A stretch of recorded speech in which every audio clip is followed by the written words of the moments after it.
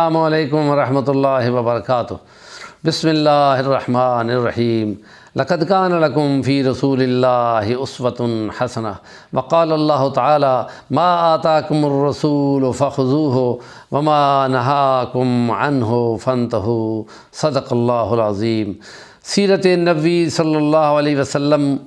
مختلف عنوانوں سے ہم بیان کرتے ہوئے آ رہے ہیں، اور وہ انسانیت کی سب سے بڑی رہبر اور رہنما شخصیت ہیں۔ پیغمبر صلی اللہ علیہ وسلم نے اس خطبہ حجۃ الوداع کو 10 ہجری کو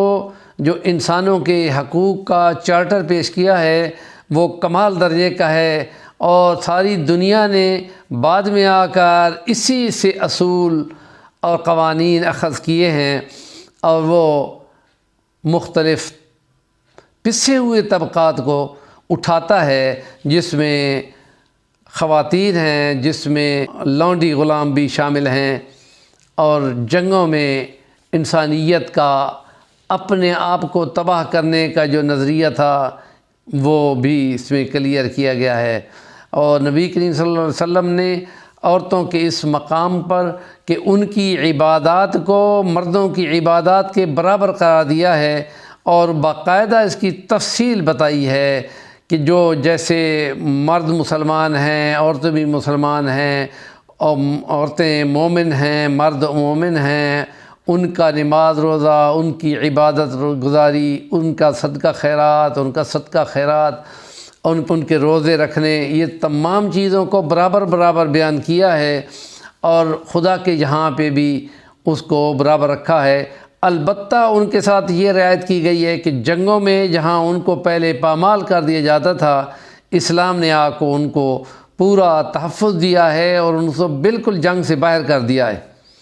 اور اسلام کی نبی پاک کی نبی رحمت ہونے کی سب سے بڑی صفت یہ ہم دیکھتے ہیں کہ انہوں نے عورتوں اور بچوں اور بوڑھوں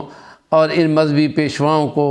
جنگ کی دسترس سے بالکل مکمل طور پہ باہر کر دیا ہے، اور یہ انسانیت پہ بہت بڑا احسان ہے۔ اور پھر یہ کہ ان کے ساتھ بہترین سلوک دنیا پہلے کوئی نہیں کرتی تھی۔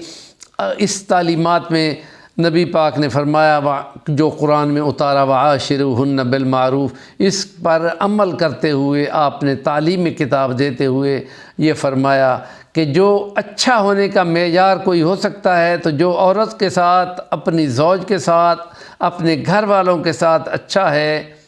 وہی اچھا ہے۔ اور پھر فرمایا کہ میں اپنے گھر والوں میں تمہارے میں سے سب سے اچھا ہوں، یہ معیار بنا دیا۔ اور وہاں عورت کو جہاں جنگوں سے بچانے کے لیے زندہ درگور کر دیا جاتا تھا، وہاں اس کو باقاعدہ بچا لیا، اور نکاح کے سلسلے میں ان کے ساتھ بے حد بے انصافی ہوتی تھی، اور جتنے چاہے نکاح ہو کر ان کو پامال کیا جاتا تھا۔ یہاں پر 1 سے لے کے 4 تک نکاح، اور اس میں بھی عادلانہ سلوک اور عادلانہ تقسیم اور پوری توجہ اور ان کے حقوق کا تعین کر دیا ہے۔ اگر اس میں حقوق کا تعین نہیں ہوگا تو پھر اس کی اجازت بھی کینسل کر دی گئی ہے۔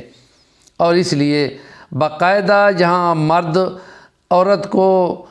قبول کرنے کے سلسلے میں نکاح کیا کرتے تھے، اس میں عورت کو اپنی باقاعدہ مرضی کی اجازت دی ہے، اور پھر جب مرد ان عورت کو چھوڑتا تھا تو اس میں بھی بہت زیادہ افراط و تفریط تھی، اور مختلف تہذیبوں میں اسلام نے آ کر ان کو باقاعدہ حق اور فرض کے درجوں میں رکھا ہے، اور ان کو متعین کر دیا ہے کہ کس وقت اس کو الگ کرنا ہے اور کس وقت اس کو الگ نہیں کرنا۔ اور حالانکہ اس میں ہندو مت میں اور یہودیت میں اس کو چھوڑنے کا تصور بھی نہیں تھا کہ بس خدا نے باندھ دیا ہے اب وہ اسی طرح بندھی رہے گی۔ اور ہندو مت میں تو باقاعدہ اس عورت کے ساتھ یہ ظلم ہوتا تھا انگریزوں کے آنے سے پہلے کہ وہ مرنے والے اپنے شوہر کے ساتھ ہی زندہ اس کو ساتھ جلا دیا جاتا تھا۔ تو اسلام نے یہ حق دیا ہے کہ جس وقت وہ بیوہ ہوگی تو 4 ماہ 10 دن گزارنے کے بعد کہ وہ پھر اپنی مرضی سے نکاح کر سکے گی، اور یہ سلسلہ ہے کہ جو اس کے اس کو گویا کہ زندہ گاڑی ہوئی عورت کو اسلام نے زندہ کر کے اٹھا دیا۔ اسی وجہ سے یورپ کے اندر جتنے مسلمان ہوتے ہیں ان میں 10 میں سے 7 عورتیں مسلمان ہوتی ہیں۔ ان کو معلوم ہو گیا ہے کہ نبی رحمت ان کو حقوق سے مالا مال کر دیا ہے، اور اس لیے حضرت عمر نے ایک دفعہ ذکر کیا تھا، اس سے پہلے عورتوں کو کچھ بھی نہیں سمجھا جاتا تھا، اب تو عورت بالکل ہمارے سامنے آ کے ہمارے سینے پہ برابر کھڑی ہو کے بات کرتی ہے۔ اور اس لیے یہ اسلام کی تعلیمات ہیں اور سیرت کا یہ پیغام ہے رحمت بھرا، کہ جس نے یہ حقوق کا توازن